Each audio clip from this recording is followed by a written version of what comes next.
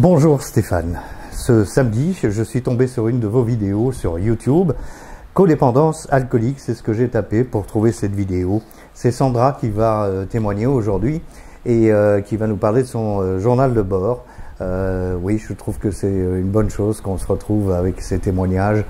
D'abord parce que on se ressemble, mais on n'a pas toujours les mêmes histoires. Parce qu'on se ressemble, mais on n'a pas toujours les mêmes solutions non plus. Donc voilà, je trouve que c'est bien qu'on se mélange et je suis très heureux de recommencer les témoignages. J'en ai reçu quelques-uns maintenant, donc on va les enregistrer au fur et à mesure, hein, je vous rappelle. Mais n'hésitez pas à continuer à envoyer les vôtres par email, c'est bonjour@stéphaneshow.com. Je m'appelle Sandra, j'ai 38 ans et je suis en couple depuis 13 ans. Mon conjoint est alcoolique depuis et bien avant de m'avoir rencontré. Pour le compléter, je suis boulimique, hyperphagique, mais pas alcoolique.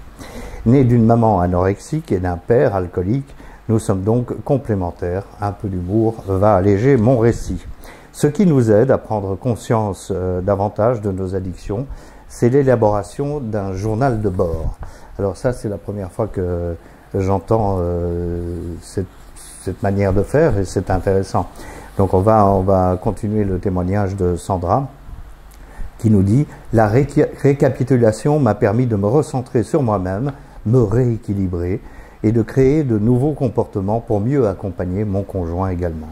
Depuis, nous avons appris à dédramatiser ces rechutes ainsi que les miennes, à exprimer nos ressentis, mais nous sommes bien conscients que nous serons addicts jusqu'à la fin de nos jours. Je suis accompagnante d'enfants et d'adolescents en situation de handicap. Mon métier me permet de me rappeler, dans ces moments où je suis épuisé d'être seul à veiller sur mon conjoint ivre, comme dans ce moment où je vous écris, pourquoi je suis né et quel est le sens de ma vie. C'est la première fois que j'écris à cœur ouvert. Ça fait peur aussi. Oui, ça fait peur de se confier. Hein. Je vais vous dire, les premières vidéos, j'ai vraiment eu du mal à les publier. Je ne savais pas si je faisais bien ou pas. Oui, l'addiction de mon conjoint et la responsabilité que j'ai sur ma chienne Shana de 5 ans m'ont poussé à faire un travail pour gérer ma personnalité borderline. En creusant dans mes écrits, j'ai commencé à évaluer faim, plus satiété, plus émotions associées, avant et après les repas, ou crise de boulimie. Chaque fois que je ris, parce que c'est ce que je suis en train de faire aussi, hein, chaque fois que mon conjoint s'endort, c'est-à-dire 3 fois par jour, je décharge d'abord toute la négativité accumulée en m'allongeant au sol avec ma femelle berger allemand, Shana. Lorsque nous avons rechargé nos batteries, elle et moi, environ une quinzaine de minutes, je commence la récapitulation. Et peu à peu, je retrouve mon équilibre en comparant mes écrits précédents à ceux d'aujourd'hui pour mieux observer lui plus moi, car écrire est ma seule issue de secours. Et c'est vrai qu'en écrivant, j'imagine qu'on peut mieux observer. Moi, j'ai beaucoup de mal à me mettre à l'écriture, mais c'est vrai que c'est probablement une excellente thérapie. Porter une attention particulière à mes rêves et une boussole également est une boussole également pour chaque journée.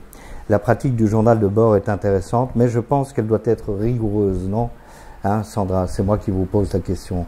Parce que bon, si on fait cette pratique d'écrire le journal de bord, je suppose que vous l'écrivez à chaque fois que vous avez des émotions, que vous écrivez à chaque fois que vous avez des émotions, ou que vous écrivez de manière cyclique, c'est-à-dire tous les jours, par exemple, en fin de journée, en faisant le résumé de la journée.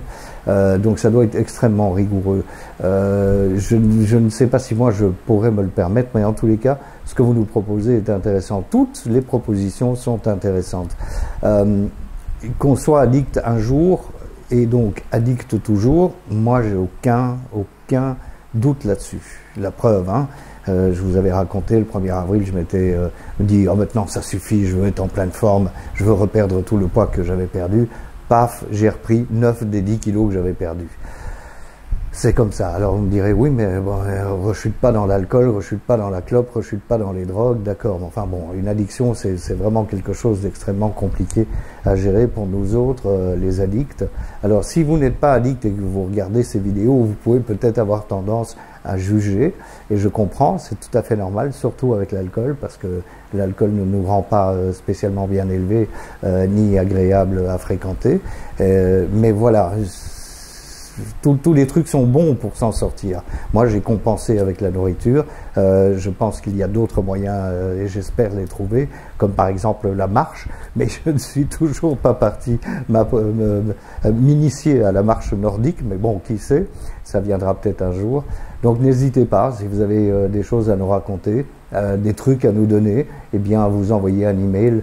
Et même, il ne faut pas écrire des tartines, hein, ça peut être très court. Ça me permettra de le lire devant la caméra et d'en faire profiter tout le monde, d'accord? bonjour@stéphaneshow.com. En tous les cas, Sandra, merci 1000 fois pour votre proposition, hein, qui consiste à élaborer ce journal de bord.